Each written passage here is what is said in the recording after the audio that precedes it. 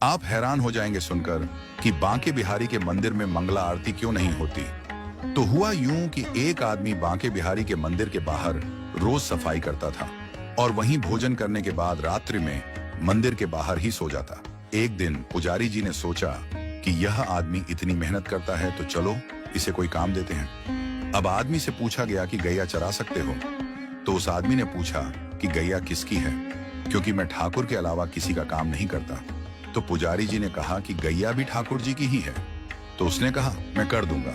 तो पुजारी जी ने कहा कि तुम कल से गैया लेकर जाना और तुम्हें भोजन भी वहां जंगल में ही मिल जाएगा। अगले दिन वो गैया लेकर गया और गैया चराने लगा। रोजाना उसके पास दोपहर में खाने के समय पर भोजन पहुंच जाता था। अब एक दिन क्या हुआ कि भोजन के समय पर भोजन नहीं आया, तो भूख की वजह से वह आदमी चिंता में आ गया। सोचने लगा कि जाकर पुजारी जी से शिकायत करूंगा और बहुत गुस्सा होने लगा। तभी एकदम से पीछे से आवाज आई कि गवाले आजा, अपना भोजन कर ले। और उसने पीछे देखा तो वहां दिखा तो कोई भी नहीं, लेकिन एक पेड़ के पास लाल मखमली कपड़े में कुछ बंधा हुआ रखा। वह गवाला वहां गया और जाकर देखा कि वहां तो भोजन रखा हुआ है। उसने उस कपड़े को खोला तो देखा कि 56 भोग तरह तरह का भोजन उस मखमली कपड़े में रखा हुआ था।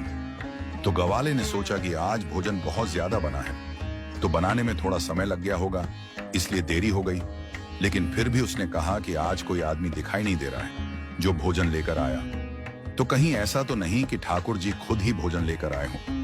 क्योंकि वह कृष्ण का इतना अनन्य भक्ता था, तो उसे विश्वास था कि कृष्ण कभी भी उसके पास आ सकते हैं।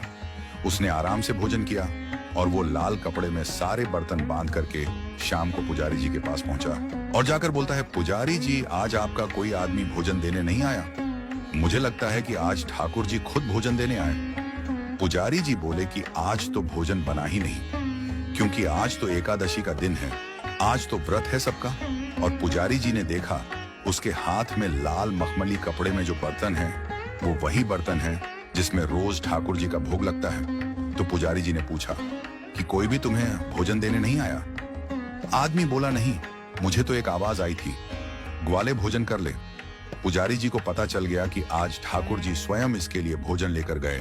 तो पुजारी जी ने सोचा कि ठाकुर जी का इतना अनन्य भक्त है तो इसको मंदिर से दूर नहीं भेजना चाहिए। तो पुजारी जी ने कहा कि आज से तुम्हारी ड्यूटी मंदिर में ही है, यहीं रात को चौकीदारी करो, मंदिर का ध्यान रखो। मंदिर के द्वार बंद होने के बाद कोई भी मंदिर में आए जाए नहीं। तो उस रात से उस ग्वाले की ड्यूटी शुरू हो गई। वो मंदिर की चौकीदारी कर रहा था, तभी आधी रात को स्वयं बांके बिहारी बाहर आए और चौकीदार से बोले कि मुझे जाने दो। उस ग्वाले ने ठाकुर को रोक लिया। तो ठाकुर जी ने पूछा, भाई मुझे क्यों रोक रहा है, मुझे तो जाने दे। ग्वाला बोला नहीं, मुझे पुजारी जी ने बोला है कि यहाँ से कोई भी आए जाए नहीं, तो आप भी अंदर जाइए और यह आराम का समय है तो आराम कीजिए। ठाकुर जी ने कहा, भैया मुझे तो निधिवन जाना है, ये तो सदियों से मैं जाता आ रहा हूं। अब क्योंकि ठाकुर जी तो छलिया थे, तो ठाकुर जी ने ग्वाले को मोह लिया और उसे बोला कि अच्छा ऐसा करो कि तुम मेरे साथ चलो और कुछ समय वहां रहकर वापस आ जाएंगे।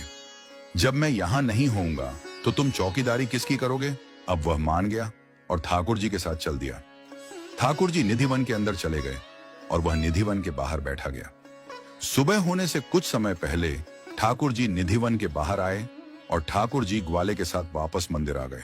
अब ठाकुर जी मंदिर के अंदर चले गए और यह बाहर पहरा देने लगा। तभी कुछ ही देर बाद पुजारी जी कुछ लोगों के साथ वहां मंगला आरती के लिए अंदर जाने लगे।